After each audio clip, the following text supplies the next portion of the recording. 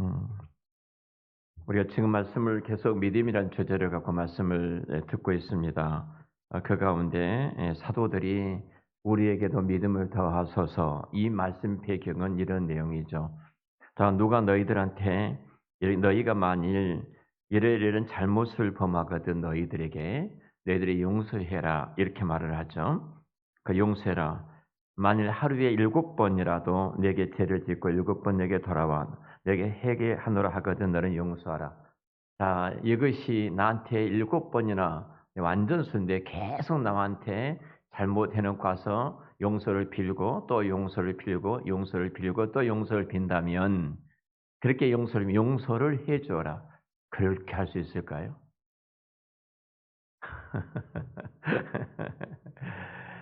굉장히 우리 자존심 상할 거예요. '나를 무시해도 이렇게까지 무시할 수 있겠는가.' 그러잖아요. 이게 이 말이에요 지금. 사도들이 우리에게 만약에 이런 일들을 할 수 있거든 있거 있을 할 수 있기 위해서는 우리에게 믿음을 더해 주셔야 합니다. 내가 믿음만 더해 주신다면 그가 수백 번 수천 번 와서 나한테 잘못했다고 잘못하고 와서 또 잘못했다 용서를 빌면은 내가 용서해 줄 수 있을 것입니다. 이렇게 지금 말한 거예요. 믿음만 더해 주신다면. 자, 그러니까 용서라는 단어예요. 나한테 누가 잘못해서 용서를 빌거든 한 번, 두 번, 세 번 계속 반복해서 잘못하고 용서를 빌고 잘못하고 용서를 빌면은 계속 용서를 해 주어야 된다. 근데 사도들이 생각할 때 도무지 나는 그렇게 할 수 있어요, 없어요? 없다는 거예요. 믿음만 더해 주시면 내가 그것을 할 수 있을 것입니다. 이 말이거든요. 여러분, 믿음만 더해 주시는, 내가 지금 믿음이 작기 때문에 그렇게까지 못하니까 믿음만 더해 주시면 그렇게 할 수 있을 것입니다. 이렇게 이제 더해 달라고 요청을 할 때 예수님이 이렇게 말하죠. 너희가 믿음이 있다면 여기 뽕나무가 있는데 이 뽕나무에게 명해서 저 바다에 심겨지라 하면은 심겨질 수가 있을 것이다. 또 한 비유가 이거죠. 종이 밭에 나가서 일을 진짜 땀을 흘리고 수고하고 일을 하고 왔어요. 왔는데 또 집에 돌아와서 이 말이에요. 집에 돌아왔는데 이 종한테 주인이 또 말한 거예요. "너 내가 발을 씻어야 되는데 물을 떠 가지고 와." 이거예요. 근다고 해서 종이 이 말씀입니다. 종에게 "너가 그렇게 했으니까 내가 당연히 할 것을 했는데." 그 주인이 말을 "너 그러니까 고맙다." 그렇게 말하겠느냐? 그게 아니라는 거죠. 그러면서 하시는 말씀이 "내가 명령을 다 받은 후에 너에게 말하기를 나는 무익한 종입니다. 해야 할 일을 한 것뿐입니다." 자, 이 두 비유를 갖고 예수님이 설명한 내용이 있어요. 이겁니다. 우리에게 믿음을 더해 달라고 요청할 때 예수님이 "아니 너는 믿음이 없다." 이 말이에요. 믿음이 없다. 믿음만 있다면 이 말이에요. 너가 겨자씨만한 믿음이 있다 할지라도 이 믿음이 있었다면 뽕나무가 바다에 심겨질 것이다. 자, 우리는 이 말씀을 꼭 기억해야 됩니다. 사도들은 지금 양적인 믿음을 양적으로 봤습니다. 작은 믿음, 좀 더 큰 믿음, 더 풍성한 믿음이 있다면 내가 그 믿음이 양적으로 더욱더 많아진다면 그렇게 할 수 있을 것이다. 근데 그렇게 말한 이 사도들에게 예수님께서는 이 믿음이 누구에게 있느냐? 하나님께 있고 그 하나님께로부터 우리의 믿음을 받았을 뿐이지 내 안에서 생겨나고 내 안에서 자라나는 것이 결코 아니라는 거죠. 이 말씀하겠는 거예요. 자, 이 말이죠. 종에게 살해하겠느냐? 자, 이 비유를 말씀하고 있는 거예요. 자, 뽕나무 비유를 말씀하신 다음에 종이 밭에 나가서 손을 떨어 하루에 일을 하고 왔다. 근데 종은 마땅히 그렇게 일을 하고 나서 당연히 할 일을 했을 뿐입니다. 그러니까 내가 이 일을 해 갔다가 주인이 나한테 고마워해야 돼. 그런 종이 없다는 거죠. 당연히 그가 할 일을 했을 뿐이다. 내가 집에 돌아왔습니다. 종이 일을 하고. 내가 진짜 수고 많이 하고 애를 쓰고 노력을 하고 그렇게 일을 해 왔어요. 그런데 또 주인은 "너는 내 수발을 들어야 돼." 들어오자마자 또 수발을 들고 있습니다. 당연히 종들은 그렇게 생각한다는 거예요. 당연히. 응? 내가 수고 왔으니까 주인이 나한테 감사하고 살해하고 이제 상을 차려 놓고 "너 이것을 먹어." 이렇게 하는 것이 아니라 종은 당연히 내가 할 일을 했을 뿐이고 내가 집에 들어와서도 또 그렇게 할 것을 할 뿐입니다. 자, 이 말이 무슨 말이냐면 내가 믿음을 하나님 앞에 잘 보였다고 해서 상 받을 일이냐 이 말이에요. 이걸 가지고 지금 말씀하는 거예요. 주님이 말씀하신 의미가 바로 이것입니다. 자, 우리가 지금 예수님께 종에 대한 이야기를 하시는지 이 말씀이 믿음을 더하는 것이 아니라 믿음은 있어야 되는 것을 말씀하시면서 종이 수고했다고 사례를 기대하겠느냐? 그럴 수 없다. 당연히 내가 할 일을 했을 뿐입니다. 이 말이에요.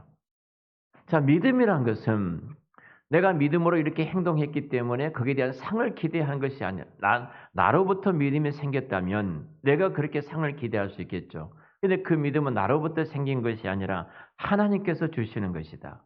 하나님께서 내게 믿음을 주셨고 믿음을 주셨기 때문에 내 안에 믿음이 일어나는 거예요. 이것이 칭찬받을 일이냐는 거예요. 칭찬받을 일이 아니다. 이걸 지금 말씀하고 계신 거예요. 내가 대단한 믿음의 삶을 살았다 할지라도 내가 산을 옮길 만한 그런 막강한 믿음을 갖고 있다 할지라도 그것이 상 받을 만한 일이 아니다는 거예요. 왜냐하면 그 믿음은 하나님께서 내게 주셨을 뿐이고 주신 그 믿음이 역사를 했기 때문에 내가 상을 기대한 것은 내가 내 안에 이 믿음이 내가 갖고 있다. 내가 소유했다. 나는 이렇게 믿음으로 반응했다. 그런 어떤 잘못됨이 있다는 사실이죠. 우리는 이런 생각을 이제 분명히 신학적으로 성경적으로 정리하고 있죠. 우리가 복음이라는 것은 하나님께서 값없이 거저 주신 선물로 우리는 믿습니다. 죽었던 나를 하나님께서 살려주셨고 성부, 성자, 성령 하나님께서 영원전에 성부 하나님께서 나를 택하시고 성자 하나님께서 나를 위해서 죽으시고 성령 하나님께서 나를 설득하여 예수를 믿어 하나님의 자녀가 되게 해주셨다. 자, 우리는 복음에 대해서 하나님의 거저 주신 선물이다. 그 은혜로 인하여 내가 믿음으로 말미암아 구원을 얻은 것이지 내 안에 일어난 것이 아니다 하는 고백을 분명히 말을 합니다. 그런데 마치 구원의 삶이 나의 일이냐 내가 잘하고 나면 하나님께서 내게 상을 주시지 않겠는가? 우리 안에 그런 생각이 늘 있다는 거예요. 우리는 이런 이원론적인 신앙이 우리가 바른 복음, 바른 신앙 생활을 하지 못하도록 늘 만들어 가고 있고 그것들이 내가 열심히 좀 주를 위해서 봉사하고 헌신하면은 그냥 신앙과 믿음이 풍성이 있는 것 같아도 내가 그런 부분에 떨어지면은 나는 진짜 믿음도 없고 신앙도 없는 사람이야. 그렇게 생각할 수가 있는데 결국 그런 것이 아니라는 거죠. 구원도 하나님께서 주셨다면 믿음도 누가 주신 거예요? 하나님께서 주신 줄을 믿습니다. 그리고 내가 믿음으로 사는 것도 하나님의 은혜예요. 그래서 내가 하는 것이 아니라는 겁니다. 제가 한번 예도 드렸죠. 하나님께서 내가 놀이동산에 가서 놀이동산에 들어갈 수 있는 입장권을 사주신 하나님이라면 입장권만 사주면 놀이동산은 뭐 하는 거예요? 놀이기구를 타고 노는 겁니다. 그렇죠? 놀이기구를 타고 노는 것이 놀이동산이에요. 놀이동산에 하나님께서 입장권만 사주고 너가 알아서 해라. 그렇지 않는다는 거죠. 하나님께서 입장권을 사주셨다면 놀이동산에서 모든 놀 수 있는 모든 티켓을 다 주셨다는 거예요. 우리가 이 부분에서 본질적인 신앙과 그 믿음을 잊어버리고 생활을 하고 있다는 사실입니다. 하나님께서 내게 정말로 은혜를 주셔서 하나님의 자녀가 되고 그 믿음의 선물을 받아서 주의 백성이 되었다면 내가 이 땅에 살아가는 모든 풍성한 삶도 하나님께서 그 믿음의 삶을 살 수 있도록 늘 은혜를 베풀어 주시고 환경과 여건과 상황을 다 공급해 주신다는 사실이에요. 자, 이것을 우리가 신앙의 바른 뿌리를 내려야 돼요. 바른 받은 믿음의 뿌리를 내려야 합니다. 자, 오늘 성경이 이렇게 말합니다. 자, 5절을 볼까요? 5절 같이 읽겠습니다. 사도들이 주께 여짜오되 우리에게 믿음을 더하소서 하니. 자, 사도들이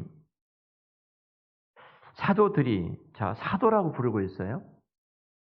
자, 우리의 믿음의 삶이라는 것이 우리 신자들이 저와 여러분들이 이렇게 믿음을 가지고 살아간다는 것은 여러분 우리의 삶 속에서 특별히 어떤 고통이 당하고 어려움을 당하고 이런 속에서 성경이 우리는 극기해야 돼, 이겨나가야 돼, 견뎌야 돼, 세상을 이기고 마귀를 이기면서 우리는 살아가야 돼. 그것이 믿음을 따라 살아가는 것이야. 우리 신념을 갖고 의지를 갖고 살아야 돼. 결단하고 살아가야 돼. 우리도 모르는 사이에 자꾸 우리가 의지적으로 노력을 하고 결단하고 결심하도록 요구를 하는데 하나님께 주신 선물로 우리는 그렇게 살아가는 것이 아니에요. 선물이라는 것은.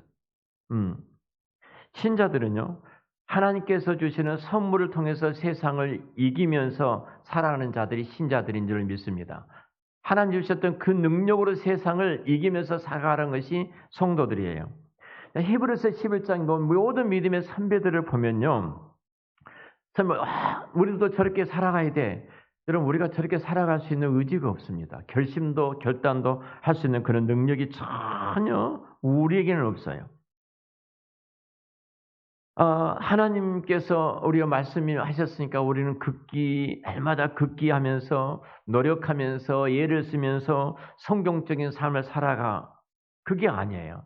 하나님의 은혜로 하루하루 살아가는 것이 그리스도인의 삶이에요.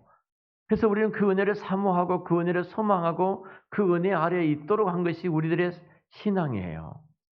내 노력이 아니라는 겁니다. 자, 5절이 그 말씀의 지금 내용인데요.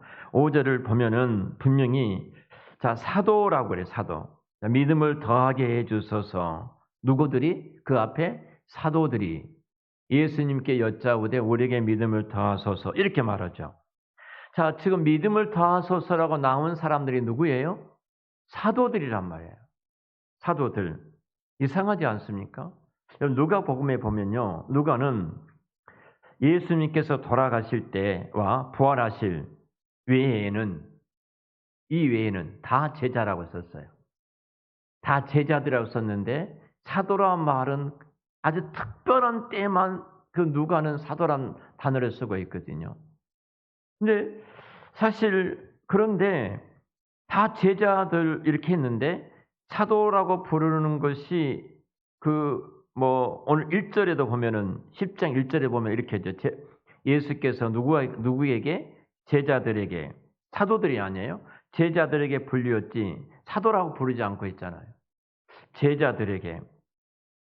그러니까 지금 5절에 사도라고 누가가 썼던 것은 대단한 중요한 의미를 갖고 어떤 이유가 있기 때문에 그 앞에 제자라고 썼으면 뒤에도 제자라고 써야 되잖아요. 근데 그 앞에는 제자라고 쓰고 뒤에는 사도라고 쓰고 있거든요. 그러니까 아주 그 누가복음에 보면 이 사도란 단어를 쓸 때의 그 내용을 보면은 굉장히 어떤 의미를 가지는 순간, 특별한 의미를 가지는 순간에만 누가는 이 사도란 단어를 쓰고 있어요. 그러니까 여기서도 분명 어떤 의미가 있다는 거죠. 자, 예수님께서 처음에 그 공생에 들어가셨을 때 제자를 부르실 때와 예수님이 이제 돌아가실 때 빼고는 다 제자라고 불렀거든요. 사도로 처음에 부르실 때하고 돌아가실 때. 그런데 오늘 여기서는 사도라고 부르고 있거든요. 자, 분명히 이 질문에는 제자들에게 어떤 요청하는 삶이 있었어요. 무엇을 요청하고 계신 예수님이. 뭘 요청하겠어요? 사도적인 삶을 요청하고 있는 거예요. 제자들에게 사도적인 삶. 사도란 말이 우리 좀 설명할 필요가 있는데요. 헬라어로 아포스텔로스라는 단어예요. 아포스텔로스라는 단어는 어원조로 보면은 부르심을 받은 자, 사절 혹은 대사, 이 사람이 특명을 받은 사람이 아포스텔로스예요. 이 말이 사도이거든요. 그러니까 믿음과 관련해서 제자들을 자신들을 누구로 알아야 된다는 거예요? 사도로 알아야 된다는 거죠. 하나님께서 보내신 자다. 하나님께 보내주신 자다. 자, 믿음이 자기에게 있으면 사도가 아니에요. 지금 이 부분을 말씀하고 있는 거예요. 내가 일정 분량을 가지고 있고 나머지는 하나님께 공급을 내가 받는다. 그러면 사도가 아니에요. 아포스텔로스란 번냄을 받은 자, 사명, 특명을 받고 보내어진 자라는 생각이 든다면은 사도는 하나님께로부터 명령을 받아서 그 명령을 손에 쥐고 보냄을 받은 자들이 사도라면은 자, 이들에게 믿음에 대해서도 더하는 것이 아니라 어떻단 말이에요? 전적으로 하나님께로부터서 온 것이라는 사실을 이들이 알아야 된다는 거예요. 하나님께로부터 왔다. 자, 우리가 신앙에 있어서 항상 이 자세를 가지고 살아가야 됩니다. 자, 우리의 삶은 우리의 것이 아닙니다. 그렇죠? 하나님께서 2025년 이 한 해라는 삶을 우리에게 위탁해 주셨어요.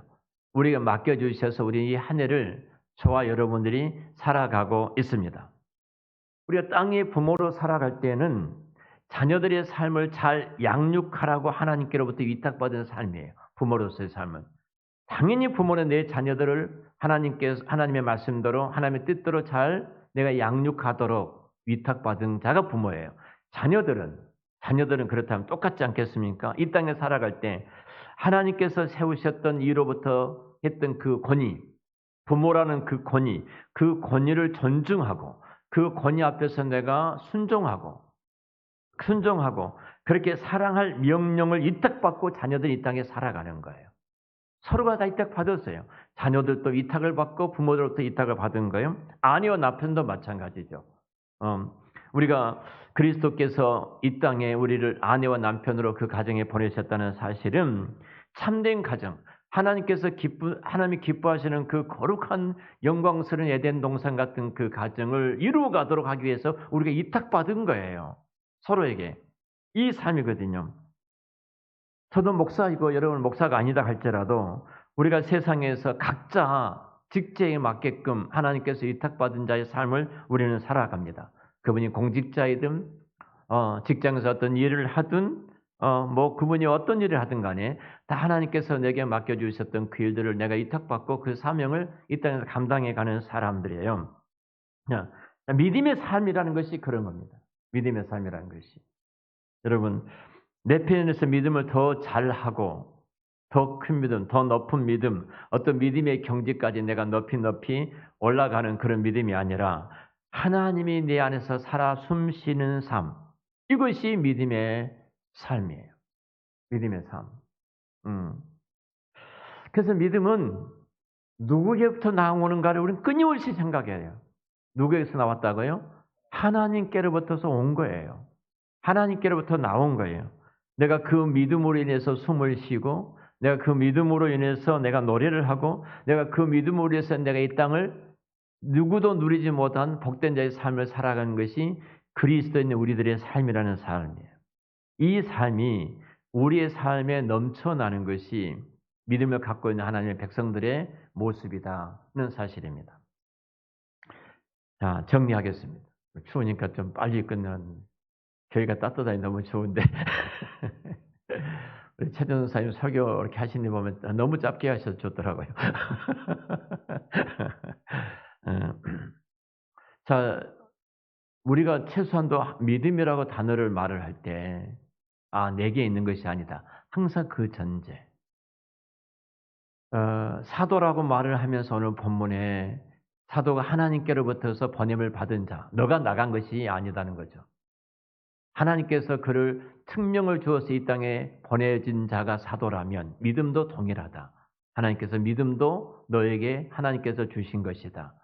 그리고 그 믿음으로 가지고 살아가는 삶이 사도적인 삶이고 그리스도인의 삶인 것을 우리에게 말씀해 주고 계시거든요.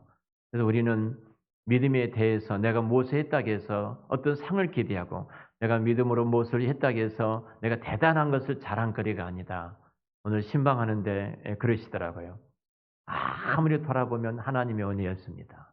그 신방하는 사업장에서 말씀을 나누고 교제하는데 하나하나 돌아보면은 그때마다 얼마나 적재적소에서 하나님께서 그 일을 이루어 가셨는지 마치 그때는 내가 한 것 같았는데 돌아보니까 단 한 가지도 내가 한 것이 없었습니다. 하나님이 이루신 일이었습니다. 하나님께 감사합니다. 그 말씀을 하더라고요. 이것이 그리스도인의 삶이에요. 나는 무익한 종입니다.